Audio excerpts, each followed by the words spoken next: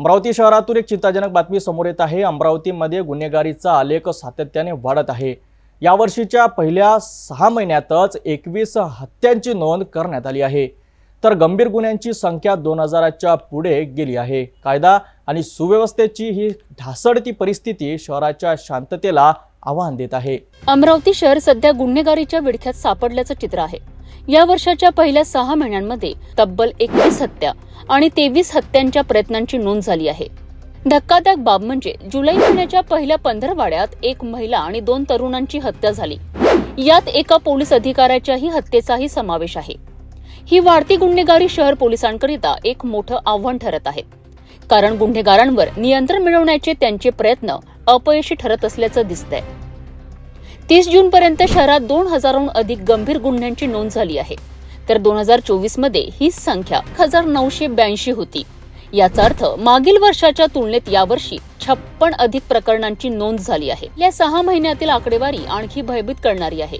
यात 21 हत्या, 23 हत्येचे प्रयत्न, 6 दरोडे, 320 मारामारी, 47 लूटपाट, 21 बलात्कार, 108 छेडछाड, 37 दंगली, 434 चोऱ्या आणि 134 घरफोड्यांचा समावेश आहे। वर्ष 2025 मधील गुन्हेगारी आकडेवारी पाहिली तर ती आणखी धक्कादायक आहे। 6 महिन्यात 14 हत्या, 30 हत्येचे प्रयत्न, 9 दरोडे, 35 लूटपाट, 312 मारामारी, 29 बलात्कार, 81 छेडछाड, 40 दंगली, 434 चोऱ्या आणि 127 घरफोड्या अशा प्रकरणांची नोंद झाली आहे। विशेषतः हत्या, लूटपाट आणि छेडछाडीसारख्या घटनांमध्ये सातत्याने वाढ होत आहे। पोलीस विविध उपाययोजना आणि मोहिमा राबवत असले तरी गुन्हेगारींवर नियंत्रण मिळवण्यात त्यांना यश मिळत नसल्याचं स्पष्ट दिसत आहे।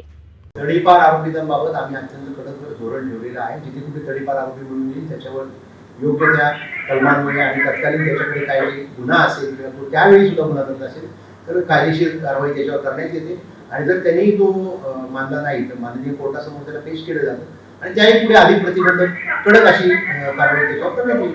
अमरावतीतील ही वाढती गुन्हेगारी आकडेवारी निश्चितच चिंताजनक आहे।